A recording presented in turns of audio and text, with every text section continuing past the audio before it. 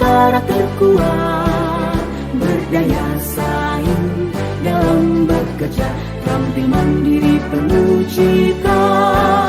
Jadilah kita generasi bangsa, potensi yang unggul merata, berwawasan tinggi, berbudi mulia, giat belajar selalu berusaha. SMK bisa raih prestasi, ukir masa depan, menerjang zaman menyongsong pembangunan. Siap sedia dan selalu bangga dari SMK untuk Indonesia.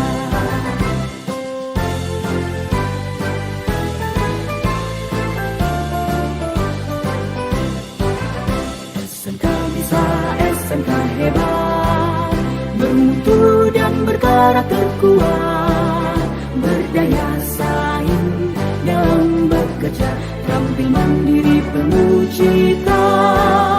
Jadilah kita generasi bangsa, potensi yang unggul merata, berwawasan tinggi, berbudi mulia, giat belajar selalu berusaha.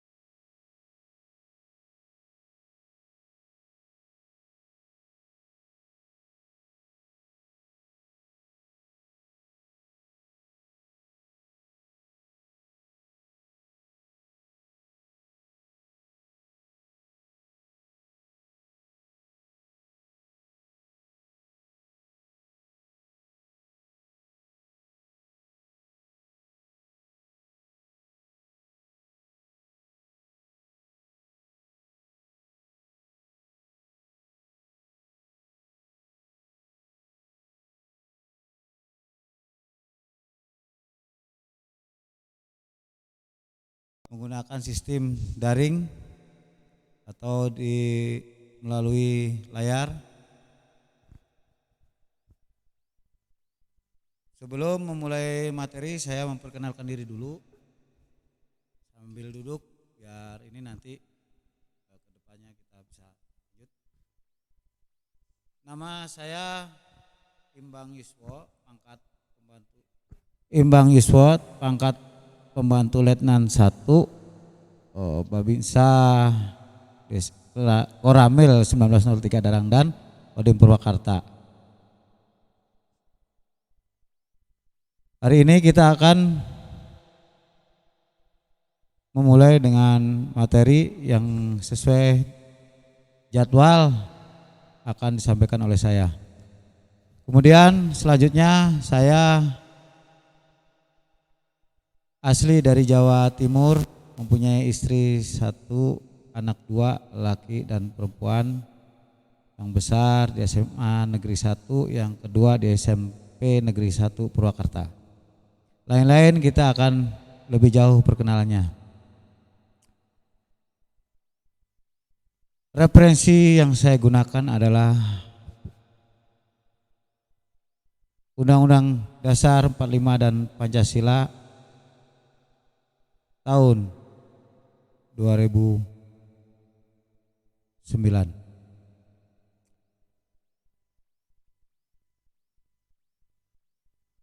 Ibarat kita memiliki suatu rumah.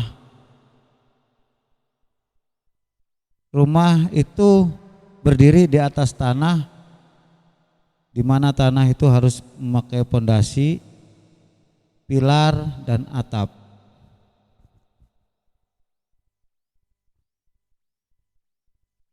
Dan suatu rumah memiliki masyarakat yang disebut keluarga, di mana keluarga tersebut memiliki suatu pemimpin dan juga rakyat, yaitu pemimpin yang disebut bapak, rakyat yaitu anak atau orang tua dengan anak. Demikian pula materi yang akan kita bawakan, yaitu mengenai wawasan kebangsaan, di mana bangsa kita, negara kita yang berjumlah 17.000 pulau, sekian banyak suku dan ras dan golongan, tentunya banyak kendala permasalahan yang sangat kompleks.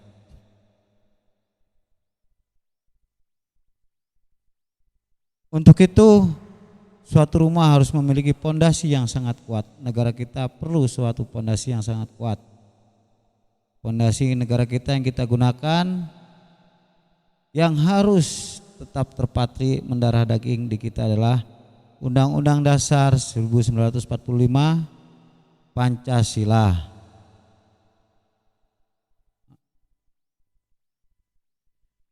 Apabila pondasi ini kita tidak kuat, maka jangan harap rumah kita akan kuat, apalagi rumah kita, rumah tingkat atau dan sebagainya.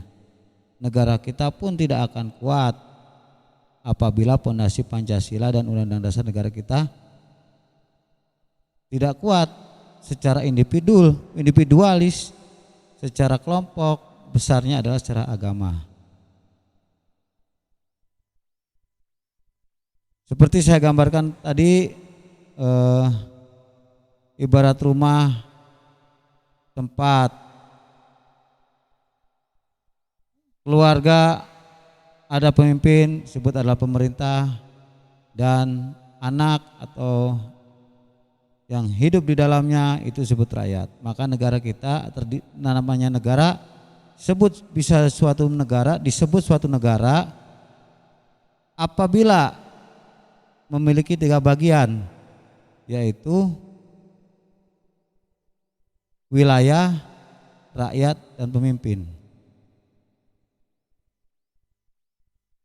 Wilayah kita yang memiliki puluhan ribu pulau, puluhan provinsi, suku yang sangat banyak, tentunya sangat sulit. Dan satu-satunya negara seperti itu di dunia adalah negara Indonesia. Apabila negara Indonesia tersebut, kita secara individual sebagai rakyat memiliki pondasi dasar negara yang kuat, yaitu Pancasila 45, maka kita akan bisa membangun pilar-pilar penguat rumah atau pilar-pilar bangsa. Pilar berdiri di atas pondasi. Pilar bangsa negara ini terdiri 4 bagian, yaitu ideologi politik yang stabil, ekonomi yang bagus, sosial budaya yang baik, serta pertahanan dan keamanan, dalam hal ini adalah TNI Polri. Agar menopang atap adalah payung hukum negara. Apabila 4 ini kuat, maka payung hukum ini akan memayungi, melindungi rakyat, bukan sebaliknya. 4 pilar inilah yang akan membuat negara, pemerintahan bisa melindungi rakyatnya secara hukum. Dan hukum bisa terbagi 3 bagian. Ada hukum agama, hukum adat, dan hukum yang diatur oleh pemerintahan. Hukum agama dilaksanakan oleh tiap agama masing-masing. Islam sesuai dengan hukum Islamnya, Nasrani sesuai dengan Nasraninya, Buddha, Hindu, dan lain sebagainya. Hukum adat, ada adat Jawa, Sunda, Batak, dan sebagainya, sesuai dengan hukum adat wilayah masing-masing tradisional leluhur mereka.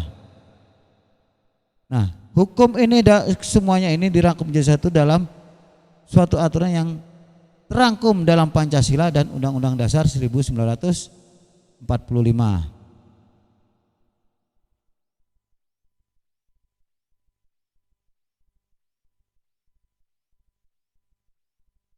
Kemudian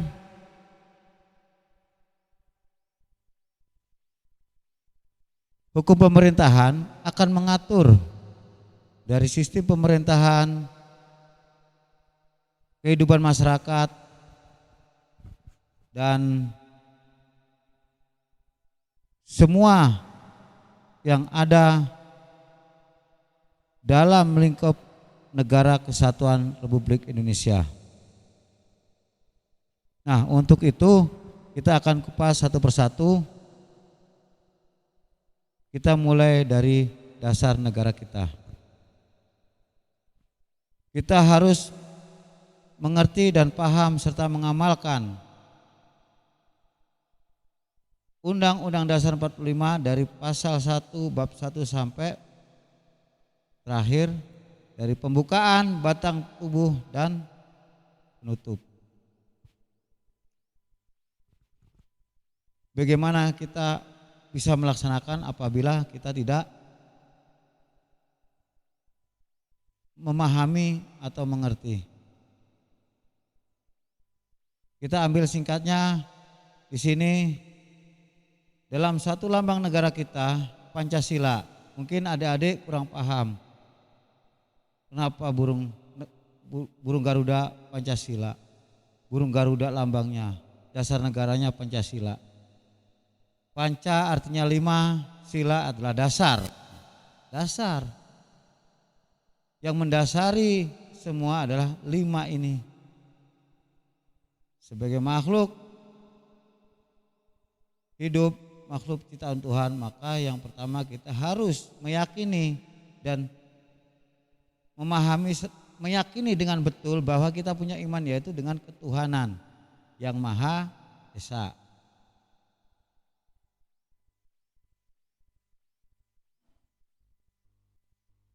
Dengan keimanan tersebut, maka kita masuk suatu sesuai dengan agama dan kepercayaan masing-masing.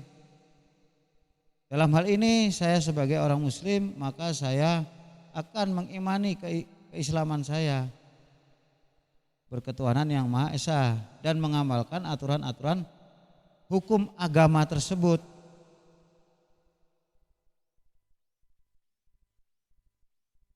Contoh, apabila kita di Islam akan bersahadat karena kita mengamalkan sila pertama sesuai dengan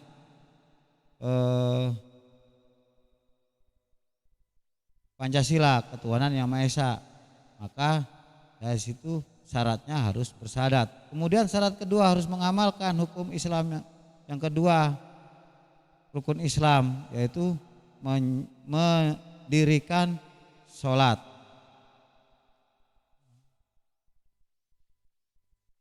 Mendirikan sholat ini dengan tujuan, sebelum kita bicara tujuan, saya akan menggambarkan suatu pohon.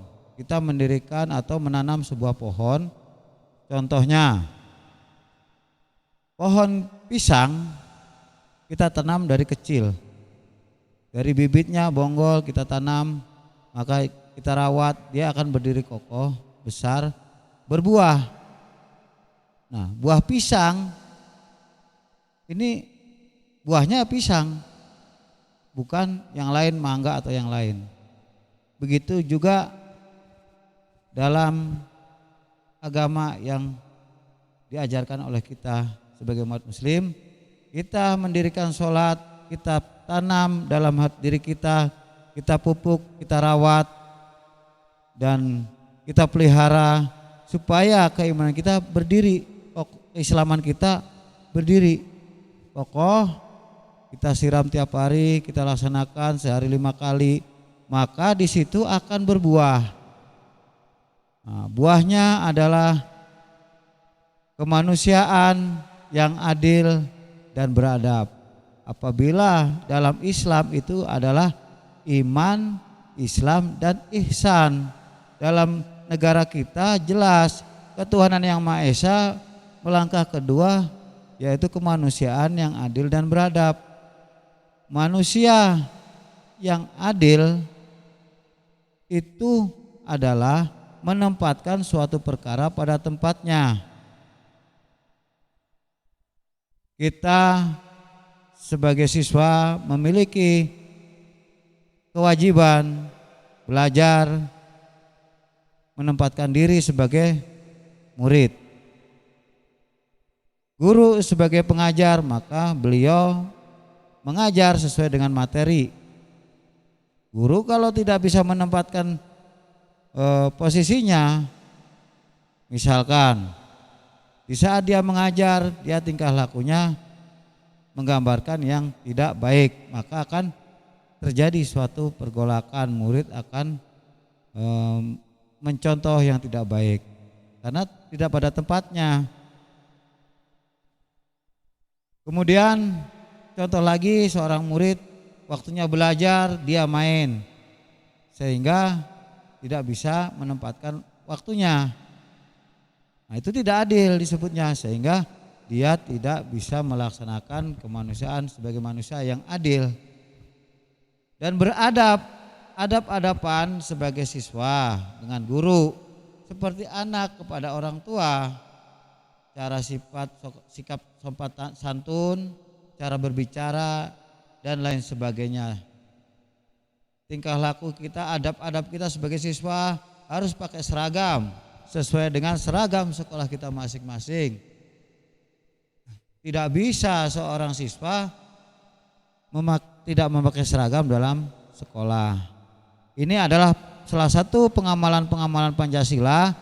Sudah dua, yaitu pertama kemanusiaan, ketuhanan yang Maha Esa, yang kedua adalah kemanusiaan yang adil dan beradab. Kemudian pengamalan yang harus kita laksanakan ketiga adalah apabila kita sudah melaksanakan aturan-aturan agama kita, aturan-aturan pemerintah yang sudah diatur, maka akan timbul rasa persaudaraan sesama teman, persaudaraan sesama guru, silaturahmi dan lain sebagainya, menanamkan jiwa yang kebersamaan antara siswa dengan siswa, siswa dengan masyarakat, siswa dengan guru dan sebagainya. Maka di situ akan timbul suatu persatuan di lingkup sekolah ini. Apabila satu sekolah sudah tertanam rasa persatuan dari kelas masing-masing, terus menjadi lebih besar sekolah, keluarnya ke masyarakat dan lain sebagainya, maka di situ terwujud suatu persatuan Indonesia. Maka dari itu ini harus kita pahami sesuai dengan taraf kemampuan kita, maka itu akan terwujud. Kemudian apabila persatuan tercipta, kita bisa lihat dampaknya saat bangsa ini menghadapi penjajah Belanda, merebut kemerdekaan. Di saat tentara nikah dibonceng oleh Belanda, sekutu Amerika ingin menguasai Indonesia, mendaratkan pasukannya di Tanjung Perak, Surabaya, maka dengan rasa persatuan antara pejuang, antara laskar dengan ulama, Bung Tomo meminta izin kepada ulama kita, ulama besar kita, Kiai Haji Hasyim Asy'ari untuk melawan, maka di situ keluarlah fatwa beliau untuk berjihad.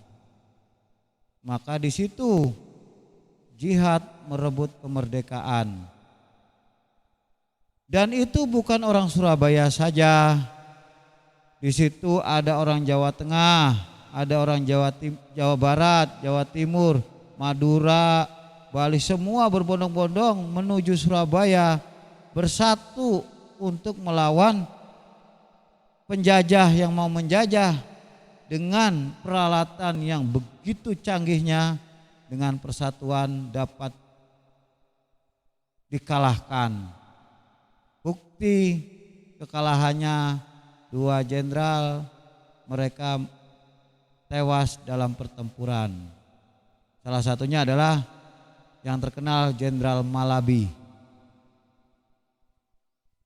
Peristiwa-peristiwa tersebut menggambarkan pengamalan Pancasila,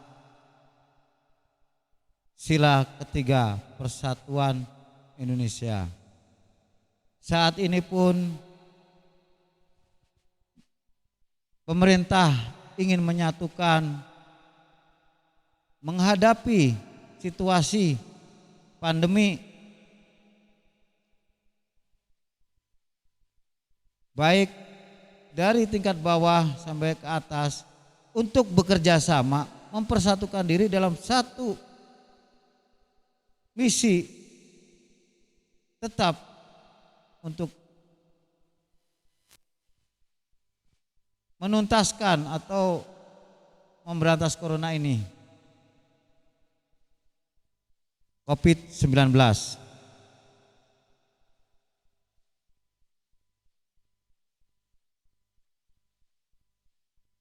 Mungkin di sini ada sesi tanya jawab, nggak ada ya? Oh, ini nggak ada lab ya, langsung. Nah, ada.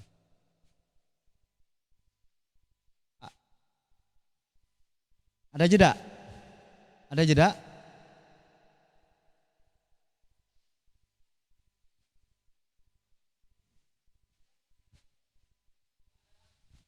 Langsung terus.